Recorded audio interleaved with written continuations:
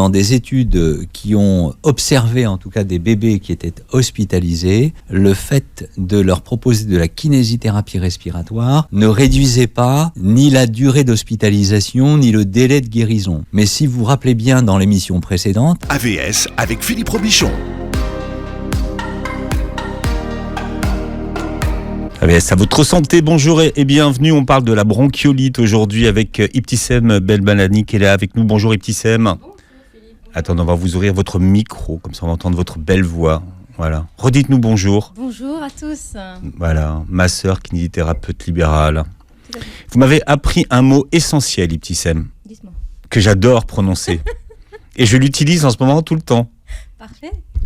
L'Arnouna. Oui. Qu'est-ce que ça veut dire l'Arnouna ? La morve. La morve. On en parle parce que ça a un lien avec notre sujet de ce matin. Mais je vous remercie de m'alimenter en mots que j'utilise en plus. Avec parce que plaisir. si on a un mot qu'on n'utilise pas, on est mort. Le docteur Sidney Seban est avec nous. Bonjour et bienvenue. bonjour. Vous êtes pédiatre.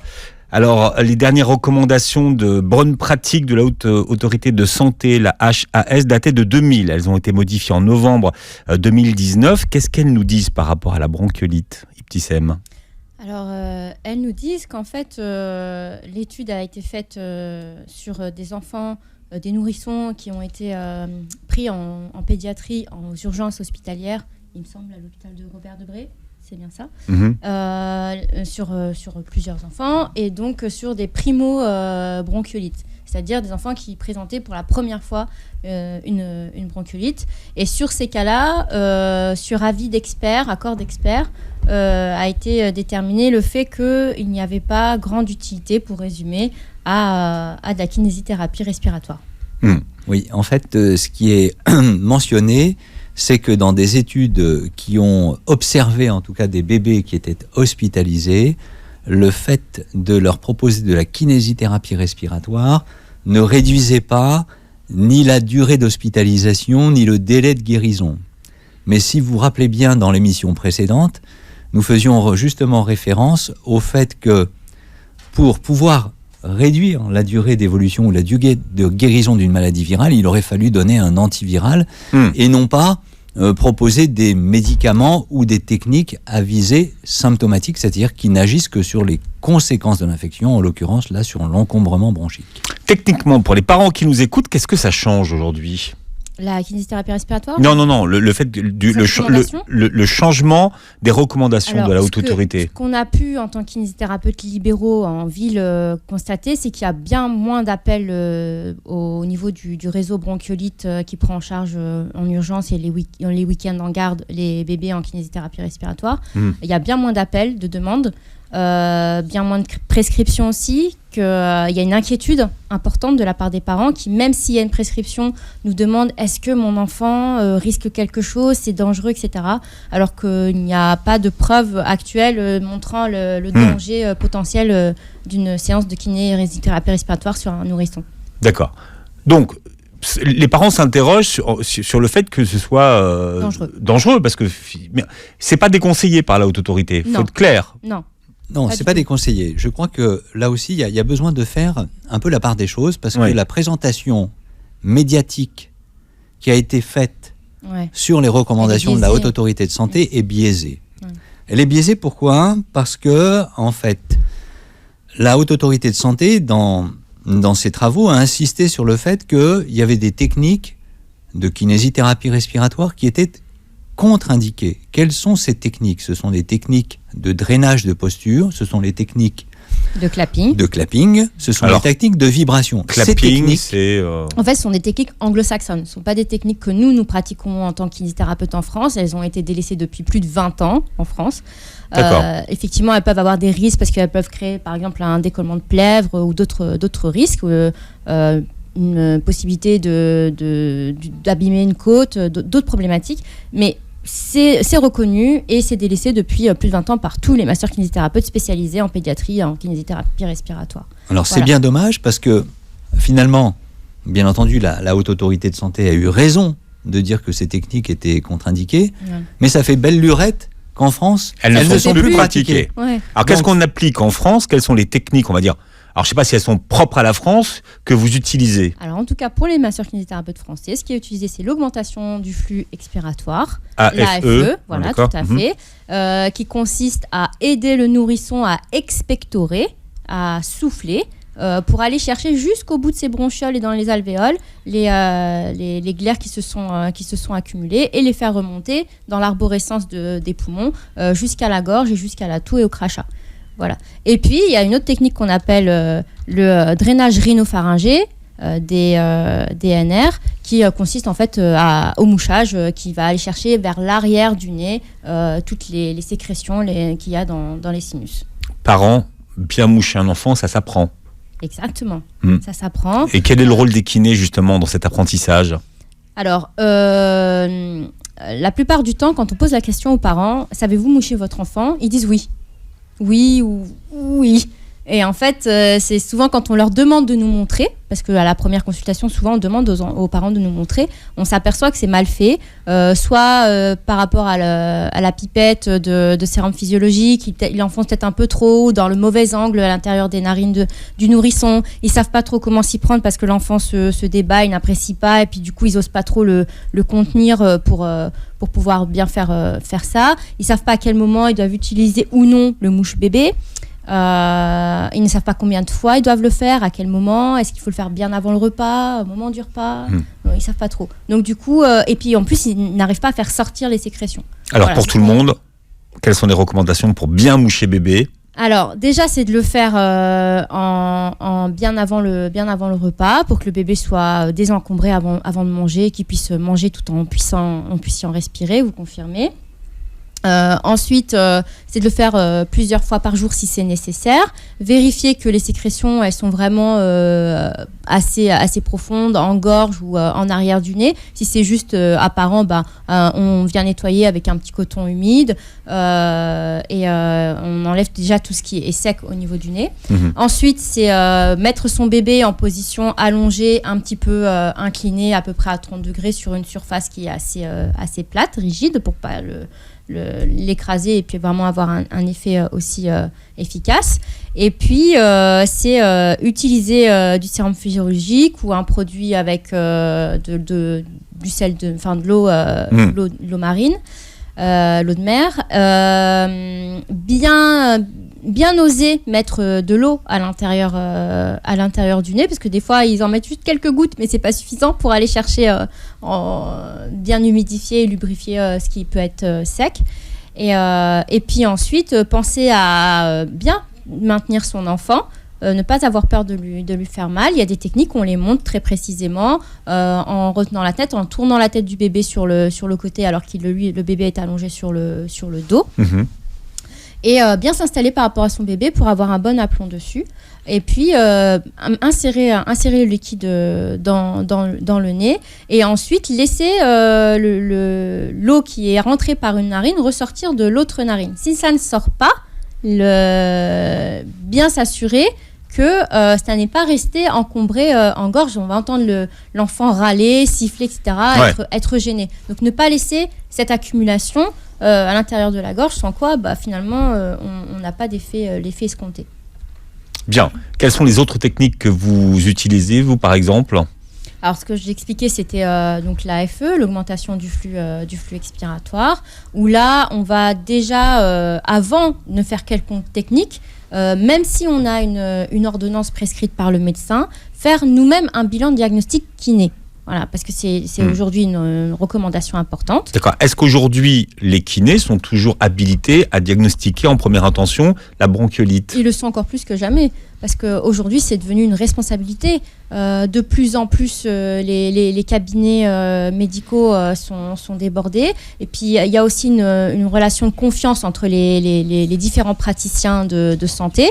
Et le médecin peut avoir diagnostiqué au premier abord cette pathologie-là, et puis par exemple que le parent vienne nous voir une semaine après, jour après jour, ça peut tout à fait changer du tout au tout. On est d'accord. Oui, on l'a justement rappelé dans l'intérêt de bébé et dans la surveillance d'une maladie dont on ne peut pas prévoir à l'avance l'évolution. C'est important de faire au jour le jour. Travailler en tout cas les professionnels de santé en réseau. Bien sûr, tu l'as justement rappelé. La confiance, c'est quand même le ciment de la relation. C'est le ciment de la relation déjà entre professionnels. C'est aussi la confiance, le ciment de la relation avec les familles. Et donc, c'est important que, là aussi, les professionnels de santé puissent partager de façon homogène, en tout cas, les mêmes discours, les mêmes informations.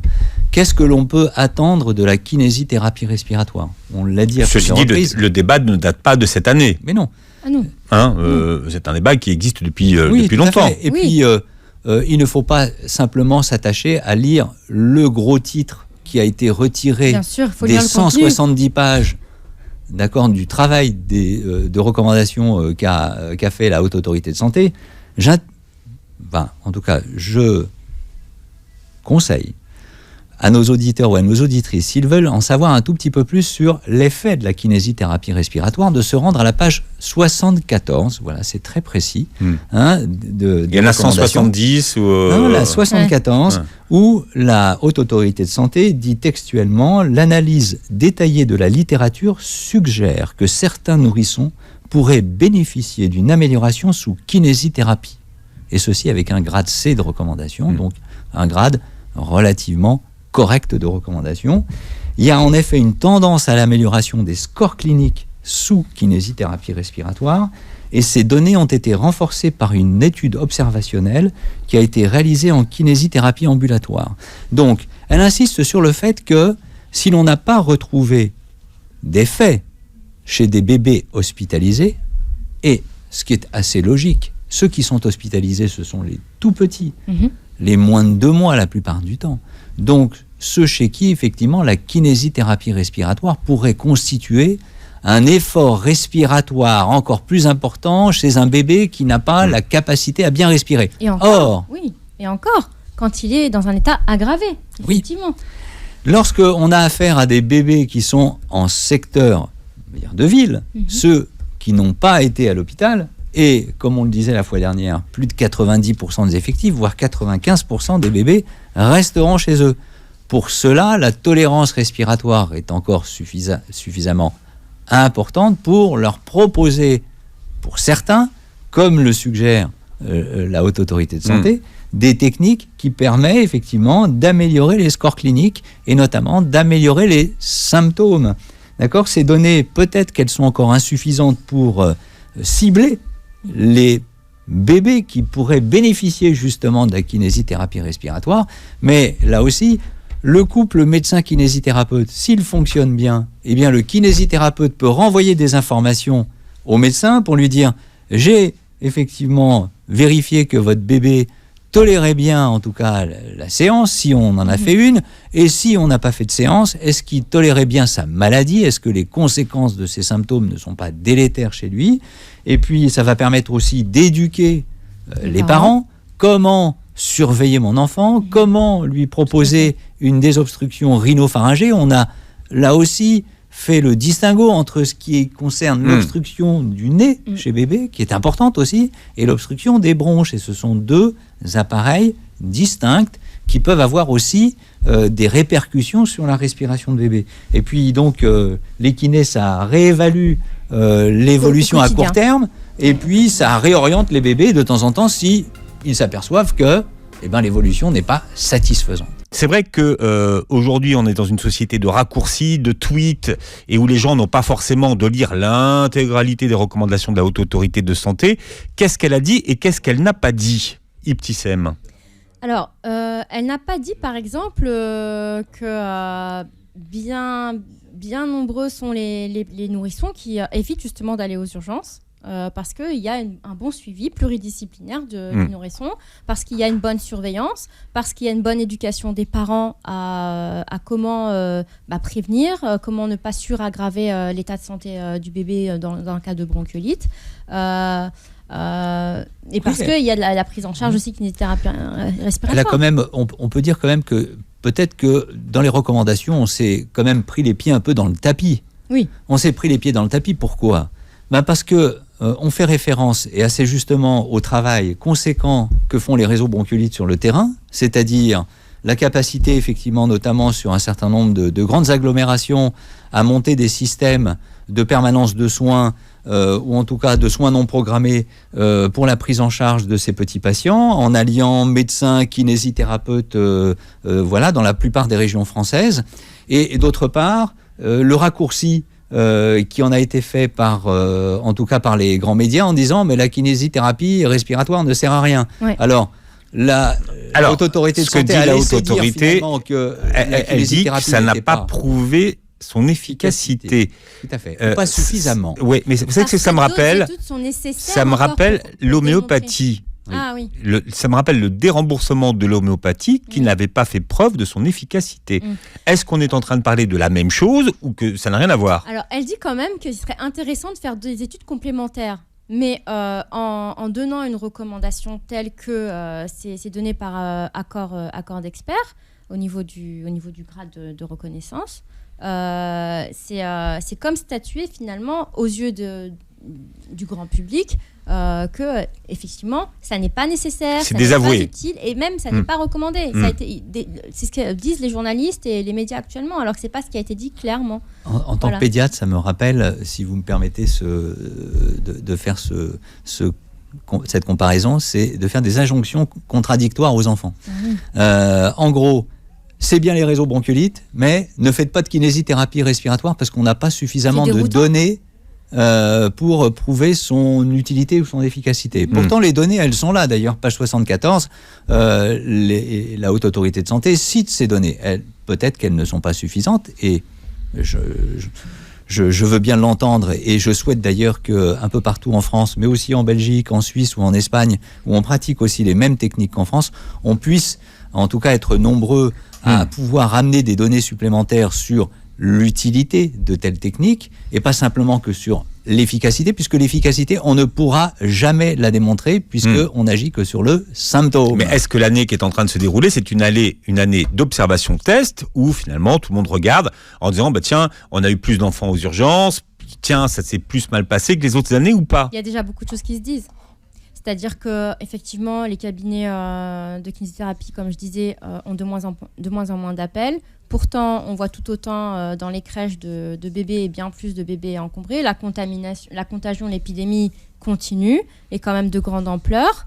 Et les hôpitaux, les urgences, pour connaître des kinés qui sont en urgence pédiatrique, disent qu'ils sont encore plus bondés que ce n'était avant de nourrissons qui viennent se présenter pour un épisode de bronchiolite. Après, c'est en cours d'analyse et on verra bien ce que ça aura donné une fois l'épidémie passée. Aujourd'hui, on ne peut pas tirer de conclusions hâtives. Voilà, mais cette année, quand même, une année d'observation pour tout le monde. Oui, tout à fait. Et puis, je dirais, une hirondelle ne fait pas le printemps, c'est-à-dire qu'il faut regarder les données sur non pas une seule saison, mais peut-être sur 2 ou 3 saisons. On sait très bien qu'en fonction des années, il peut y avoir ce qu'on appelle des pics interépidémiques, c'est-à-dire où le virus respiratoire syncytial va plus ou moins circuler sur le territoire. Moi, je voudrais rebondir sur ce que tu viens de dire et qui me paraît tout à fait juste, c'est sur la nature à horreur du vide. Lorsqu'on ne fait plus de kinésithérapie respiratoire, pas simplement qu'à titre de désencombrement, moi je rappelle souvent que, ne prescrivons pas de kinésithérapie respiratoire, parce que nous n'avons pas suffisamment de données. Mais au moins, prescrivons un kinésithérapeute. Le kinésithérapeute, lui, il est capable d'évaluer la situation, d'éduquer les parents, de surveiller, de réorienter, de renvoyer des informations pertinentes vers le prescripteur médecin. Donc ça, c'est un point. Et puis, le deuxième chose sur lequel je voudrais aussi insister, c'est sur le fait que, en l'absence de kinésithérapeute, on peut justement, comme tu le disais, avoir des recours inappropriés aux urgences ou peut-être des prescriptions vers des médicaments qui n'ont pas lieu d'être. Au pire, voire des recours à du charlatanisme, bien sûr, d'accord, ou alors à des pratiques alternatives qui, eux, n'ont aucune donnée et n'ont pas la moindre donnée, en tout cas, d'utilité ou d'effet. Rappelons que le kiné ou la kiné sont des professions de premier recours dans la prise en charge de la bronchiolite. Donc oui, ça veut dire quoi? La Haute Autorité de Santé le reconnaît et il dit il y a un intérêt à avoir sur le terrain des réseaux de professionnels qui prennent en charge ces bébés. Et qui sont les kinés, entre autres. Les premiers concernés, oui. Alors, si vous voulez bien, on accueille Mariam qui est avec nous au 01 53 48 3000. Mariam, vous êtes maman de 4 enfants. Oui, bonjour. Bienvenue sur Beurre FM, Mariam. Vous voulez témoigner combien de vos enfants ont été impactés par la bronchiolite? Alors, 2 des enfants. D'accord, qui ont quel âge? Maintenant, il a 9 ans et un qui a 4 ans. Et quand ils ont été pris en charge, ils avaient quel âge? Il y en a un, il avait 6 mois à l'époque. Ouais. Ah oui. Et il a eu besoin de beaucoup de kiné, respi à cause de bronchiolite. Et ça l'aidait énormément à respirer et à être mieux, moins encombré, quoi. Voilà, donc on a quand même une action sur les symptômes. Bébé est mieux pour respirer, donc il est mieux pour s'alimenter, il est plus confortable Voilà, aussi pour récupérer plus rapidement de sa maladie. Oui, il fallait que ça soit régulier et tous les jours. Si on loupait une fois, c'était pas super pour lui, quoi. Et on voyait bien que si c'était régulier, c'était très efficace. Et est-ce que vous, personnellement, ça vous a apporté quelque chose, le fait d'avoir été consulté un masseur-kinésithérapeute pour vos enfants au premier abord? On était moins angoissés, on était plus accompagnés. Et on voyait notre enfant qui allait mieux. Quand on voit que notre enfant est pas bien et qu'il respire pas bien, on dort pas la nuit, on n'est pas bien. Alors que quand il mange mieux, qu'il respire mieux, ben on est mieux nous aussi en tant que parents. Oui, bien sûr, bien sûr. Est-ce que avant même d'avoir vu le kiné, vous saviez comment il fallait faire? Quelqu'un vous avait appris comment faire pour moucher votre enfant? Oui, on m'avait déjà montré, mais c'était pas aussi efficace que la kiné respi. D'accord. Et vous saviez le faire, vous, après, ou ça a toujours été quelque chose de difficile pour vous? Non, ça a toujours été assez compliqué. Qu'est-ce que vous trouvez difficile dans cet acte? Eh ben, voir l'enfant qui a du mal à évacuer, donc il suffit qu'on fasse pas les choses correctement. Ça peut être dangereux, je trouve, pour l'enfant, que si c'est quelqu'un de compétent qui le fait, il y a une réactivité. Est-ce que je peux revenir sur un point, madame, parce que ce que vous dites, moi, m'interpelle bien sûr comme soignant, hein, et comme médecin prenant en charge des enfants. Vous dites à juste titre, nous avons besoin, nous, en tant que parents, d'être accompagnés. Cette notion d'accompagnement, elle repose sur quoi? Parce que vous êtes inquiète pour votre enfant? Parce que vous souhaitez avoir... On est inquiet, on ne sait pas... En tout cas, moi, c'était mon premier enfant, donc c'était et mon deuxième enfant qui avait une bronchiolite. Ma première, elle m'a jamais fait de bronchiolite. Et en tant que parent, on voit notre enfant mal respirer, alors que quand on est chez le kiné, elle nous rassure, elle nous explique que ça va passer, qu'il faut bien le dégager, qu'il faut bien l'évacuer. C'est quand même important pour un parent d'être accompagné. Non, mais je pense que c'est au cœur même de la surveillance des nourrissons, et c'est au cœur de la mission première, qui est une mission de santé publique des professionnels de santé. Toutes les interrogations qui sont normales, et voilà. Et c'est vrai que finalement, quand on entend siffler et tout ça, c'est angoissant pour les parents. Exactement. Comment est-ce qu'il faut coucher bébé d'ailleurs en cas de bronchiolite? Est-ce qu'il y a une position particulière? Ah tiens, alors, Mariam dit surélevé, ouais.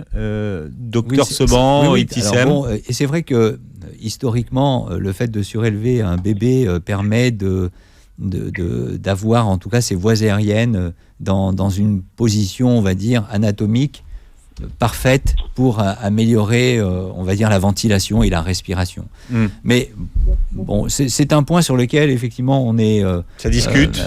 Ça se discute, et ce d'autant que c'est vrai que autant c'est peut-être plus facile à faire lorsqu'on a des bébés qui sont hospitalisés, qui requièrent effectivement d'être en position proclive, pour certains en tout cas, mais... En position? Oui, en position légèrement surélevée, pardonnez-moi. Non, mais j'aime bien, ça oui, fait. Tout à fait. Et par contre, en ville, c'est très très difficile à obtenir. Pourquoi? Parce que c'est difficile de surélever d'abord les matelas, et puis ensuite les bébés vont glisser, bien entendu, dans le lit. Donc je ne pense pas qu'il faut en faire un point, je dirais, pas majeur en tout cas dans la surveillance, mais ce qui compte en tout cas, et je l'ai répété, c'est regarder en fait comment bébé tolère sa maladie, et surtout voilà, se faire réévaluer sur le plan respiratoire, regarder comment il est capable de prendre ses biberons et regarder quelle est l'évolution aussi de la température pour ne pas passer à côté d'une surinfection. Mariam, vous avez fait combien de séances ? Franchement, je me souviens plus. Mais qu'est-ce qui est indiqué en fait, IPTISM à peu près ? À peu près, ça va durer à peu près 5 séances. C'est une histoire d'une semaine. Par exemple, du lundi au vendredi, on fait le travail, qu'il faut. Et puis, si on voit qu'effectivement, il y a un risque d'aggravation, on demande aux parents justement de voir auprès du réseau bronchiolite pendant le week-end. Et allez, 5 à 7 séances l'histoire est réglée en fait, avec une bonne surveillance, une bonne éducation des parents. Je crois qu'il faut surtout aussi penser que, en fait, il n'y a pas un nombre requis de séances. C'est pas non plus une injonction à faire 3 ou 5 ou 7. En fait, l'idée du kiné comme du médecin, c'est de dire on va s'adapter à bébé. Et donc, vous avez des bébés qui sont plus sécrétaires que d'autres. Vous avez des bébés qui ont une toux moins efficace que d'autres. Pour certains, il faudra peut-être 2 ou 3 séances. Peut-être pour certains, il faudra 0 séance. Il faudra simplement de la surveillance. Et puis, pour d'autres, il faudra peut-être 3, 4 séances. Mais alors, quelle est l'indication, justement, de séance ? L'indication de séance, c'est quand vraiment on va entendre le bébé qui siffle, qu'il a du mal à respirer, qui siffle, qu'il est gêné pour se nourrir. Et que les parents aussi n'arrivent pas d'eux-mêmes à faire le travail de drainage, de désencombrement du nez. Voilà. Donc d'un par rapport au nez et de 2 par rapport au sifflement. On va ausculter, on va vérifier aussi au stéthoscope si on entend des murmures au niveau des bronchioles, etc. Et en fonction de ça, on décide ou non de faire le traitement par augmentation du flux expiratoire. La question que vous avez posée, elle est vraiment au cœur de la problématique de la bronchiolite. Quels sont les enfants qu'il faut surveiller ? Quels sont les enfants qu'il faut désencombrer ? Quelles sont les indications de la kinésithérapie respiratoire ? Quelles sont les indications du kinésithérapeute pour la surveillance ? Et quelles sont l'indication de la kinésithérapie respiratoire pour ceux qu'il faudrait désencombrer ? Or, ça ne peut pas se prévoir à l'avance. Il y a effectivement des sous-populations, c'est-à-dire des bébés qui sont plus encombrés que d'autres, qu'il faudrait peut-être un peu mieux cibler. Et c'est ça le travail des nouvelles recherches qui seront à mener en matière d'évaluation de la kinésithérapie respiratoire. J'avais une question sur les bronchodilatateurs et un papa qui nous dit qu'il a peur d'en donner à sa fille parce qu'il a peur que ce soit dangereux. Docteur Seban. Alors, sur la question des bronchodilatateurs, puisque là aussi, ça a été en tout cas un des points clés des nouvelles recommandations. Il y a dans la littérature scientifique et dans les essais qui ont été conduits, beaucoup plus d'enfants qui n'ont pas bénéficié, on va dire, de l'efficacité des bronchodilatateurs dans la prise en charge, et je veux le répéter aussi devant ce micro, du premier épisode de bronchiolite, parce que les recommandations, elles ne s'attachent qu'au premier épisode, pas aux épisodes récurrents pour lesquels, effectivement, il faut aller voir dans d'autres recommandations s'il faut ou non faire de la kinésithérapie respiratoire et appliquer d'autres médications. Donc, pour les bronchodilatateurs, on revient justement sur le fait que pour qu'un bronchodilatateur soit efficace, encore faut-il qu'il y ait des bronchorécepteurs aux bronchodilatateurs, c'est-à-dire que les petites bronches de bébé soient équipées de fibres musculaires lisses, ce qui n'est pas le cas chez tous les nourrissons et chez tous les nourrissons en même temps. En gros, les fibres musculaires commencent à coloniser, en tout cas, les petites bronches que vers l'âge de 3, 4, 5, 6 mois. C'est pour ça que les bronchodilatateurs peuvent ne pas avoir d'efficacité avant cet âge, puisque s'il n'y a pas de fibres musculaires lisses, il ne peut pas y avoir de récepteurs au bronchodilatateur, donc ça ne sert à rien d'en prendre. D'autre part, je voudrais aussi revenir sur cette notion d'efficacité. Un bronchodilatateur, ça va avoir un délai d'action très rapide, en général 2 à 3 minutes, si la bronche est rétrécie, comprimée, contractée, d'accord ? Mais si elle ne l'est pas, ça ne risque pas de faire quoi que ce soit. D'autre part, si jamais elle l'est et que votre bronchodilatateur arrive à dilater la bronche, il va la dilater pour une durée d'environ 2 heures à 3 heures. Donc l'effet ne sera que transitoire. Et c'est pour ça que même si on prend un bronchodilatateur et même s'il y a un spasme bronchique qui répond au bronchodilatateur, eh bien, il va falloir réitérer la prise du bronchodilatateur. Donc il n'y aura pas de réduction de la durée d'évolution de la maladie. Il y aura simplement qu'un effet sur le symptômes. Pour autant, votre papa qui témoignait a justement raison de s'interroger sur, pas simplement le bienfait, mais la dangerosité, lui. La dangerosité. Ouais. Alors, il est recommandé, en tout cas, en dessous de l'âge de 3 mois, de ne pas donner de bronchodilatateur. On a à peu près la certitude qu'il y a, à cet âge-là, pas de récepteur au bronchodilatateur. Donc, ça sert à rien. Et donc là, clairement, on a un enfant qui n'est pas équipé, d'accord, pour avoir une réponse satisfaisante à ce type de médicament. Et là, ça peut être délétère. Et ce que je voudrais préciser aussi, c'est là se joue le rôle aussi du masseur-kinésithérapeute pour éduquer les parents à bien utiliser le baby à l'heure. C'est-à-dire la chambre d'inhalation qu'on utilise quand on va utiliser ce type de traitement, que ce soit les bronchodilatateurs ou bien les corticoïdes, etc., en traitement de fond. Parce que la majorité du temps, quand on demande aux parents comment ils l'utilisent, etc., soit ils ne respectent pas le temps de pause de la chambre d'inhalation, parce qu'il faut bien attendre et bien positionner, bien bloquer les voies aériennes avec la chambre d'inhalation, mettre la pression au niveau du produit, le nombre de pressions qui est recommandé et prescrit par le médecin, et puis ensuite bien vérifier au niveau de la petite valve, au niveau de la chambre, que la valve monte et descend au moins une dizaine de fois, tel que c'est demandé. Voilà, parce que sans quoi le traitement n'aura pas d'effet. En tout cas, les bronchodilatateurs ne sont pas indiqués dans tous les premiers épisodes de bronchiolite. Pour certains bébés, même si la Haute Autorité de Santé a bien fait de remarquer que les études montraient, en tout cas plus clairement, qu'il n'y avait pas un effet des bronchodilatateurs dans le premier épisode de bronchiolite. D'accord, je vous rappelle que dans les seconds, dans les troisièmes épisodes, il y a probablement là une indication à en donner, en tout cas chez les bébés qui ont peut-être aussi un prototype un peu particulier de réactivité bronchique, et ça c'est le travail aussi des médecins, conjointement avec celui des kinésithérapeutes, à voir quels sont ceux qui répondent aux bronchodilatateurs et quels sont ceux qui nécessitent éventuellement, dans un deuxième, un troisième, un quatrième épisode, ceux qui nécessiteraient un traitement de fond avec d'autres médicaments. Mais c'est important de voir aussi que administrer un bronchodilatateur, ce n'est pas quelque chose qui est si évident que ça, et que bien là sûr. Aussi, et la maman le rappelait tout à l'heure, les parents ont besoin d'être accompagnés. Et puis aussi préciser que ça permet de prévenir aussi les risques d'asthme du nourrisson, notamment par l'utilisation de ces traitements correctement. Oui. Quand on parle d'asthme du nourrisson, ce sont des bébés qui ont fait des épisodes itératifs de bronchiolite, entre guillemets, qui ne sont plus itératifs pour tout le monde. À répétition. Plus de 3 épisodes. Ce sont des enfants en fait qui font des exacerbations d'asthme à l'occasion d'infections par des virus respiratoires. Voilà, c'est ça en fait le cœur du sujet. Et cela en fait, il va falloir protéger en tout cas le développement de leur voie respiratoire au cours de la croissance en leur donnant effectivement un anti-inflammatoire, un corticoïde inhalé, mais c'est une indication très particulière. Ça n'est pas une indication dans la bronchiolite, la première, mais ça peut être une indication dans les épisodes récurrents. Alors, docteur Seban, Ibtis Mbelmadani, nous avons Stéphanie avec nous au téléphone. Elle est kinésithérapeute spécialisée en pédiatrie. Bonjour et bienvenue sur Beurre FM. Bonjour.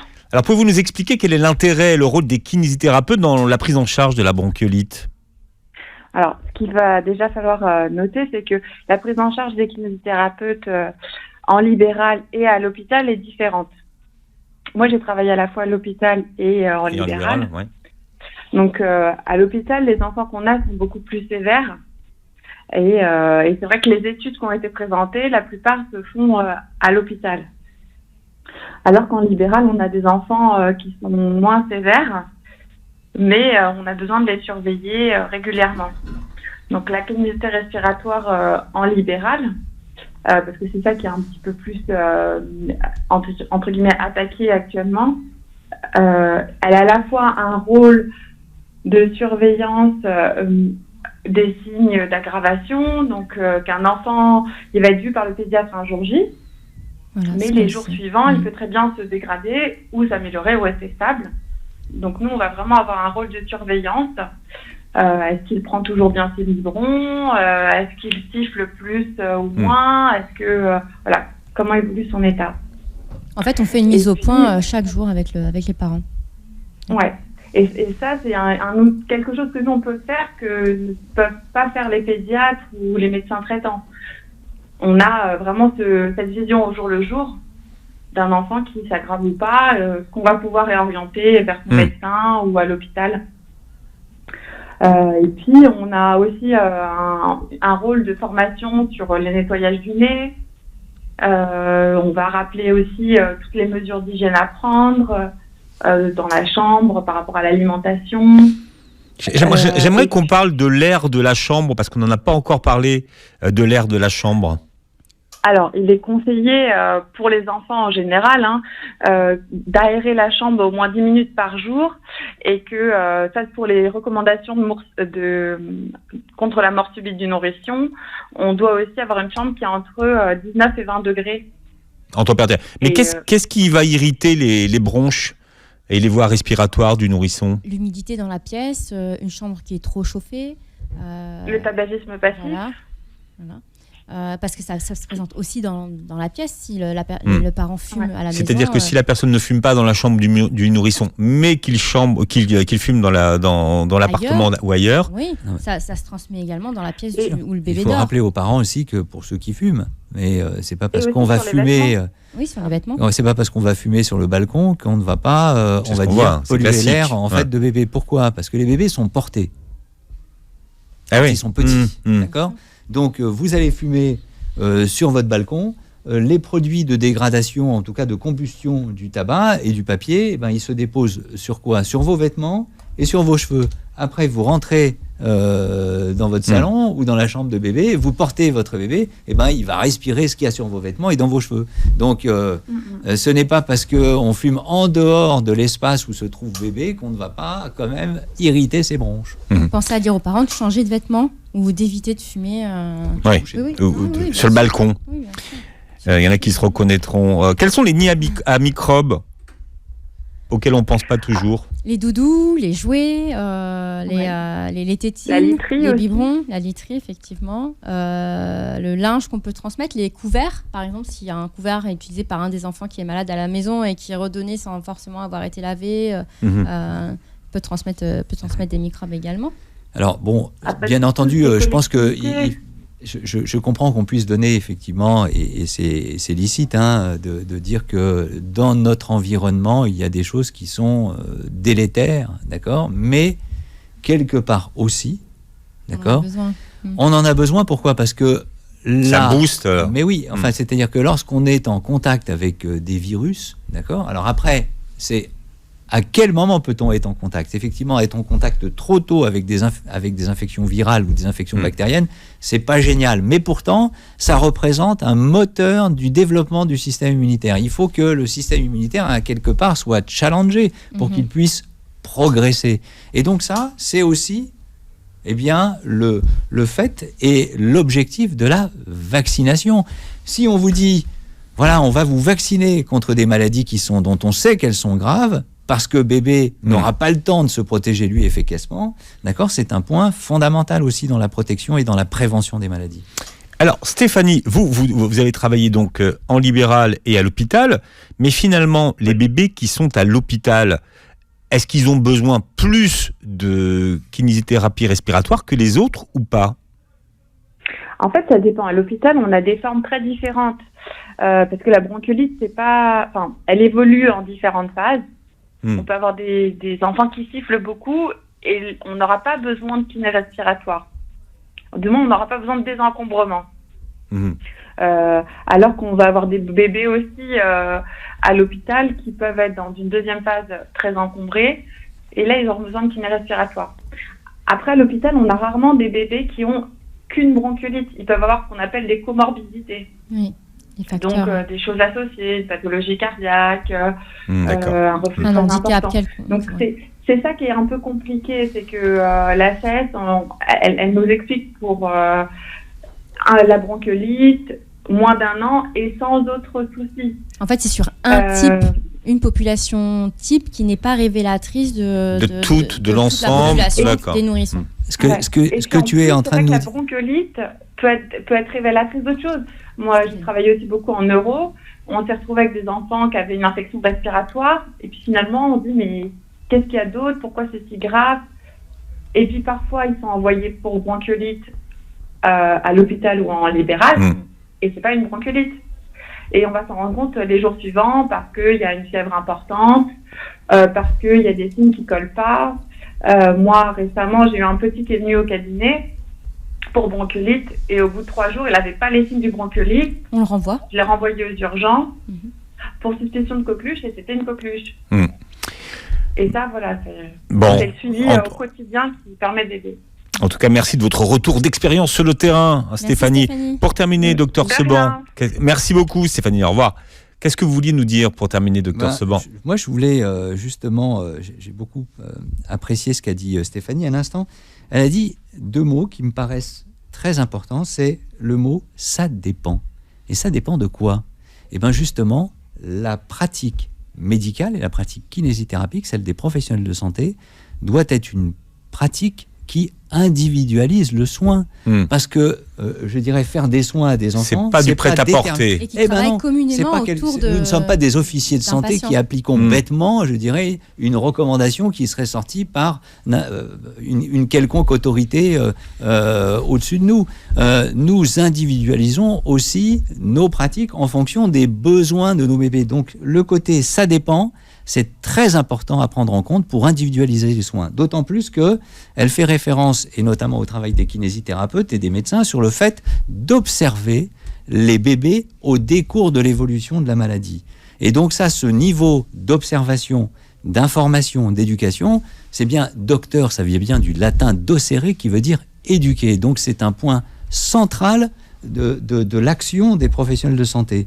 Et donc ouvrir aussi la boîte à neurones, partager les intelligences pour, en tout cas, dans l'intérêt du petit patient, je trouve que c'est, en tout cas, agir dans l'ADN de ce que nous avons, ce que nous portons, nous, en tant que professionnels. Et écouter le besoin des parents. Bien, j'aime beaucoup l'expression la boîte à neurones. En tout cas, vous nous l'avez beaucoup ouvert, en tout cas beaucoup ouverte, cette boîte à neurones. Merci Ibtissem Belmadani, merci docteur Saban. Pour ceux qui nous écoutent, ils peuvent toujours aller lire. Si vous vous ennuyez, l'intégralité des recommandations de la Haute Autorité de Santé, donc on trouve partout sur Internet. Merci à tous les deux et très bonne journée sur Beurre FM.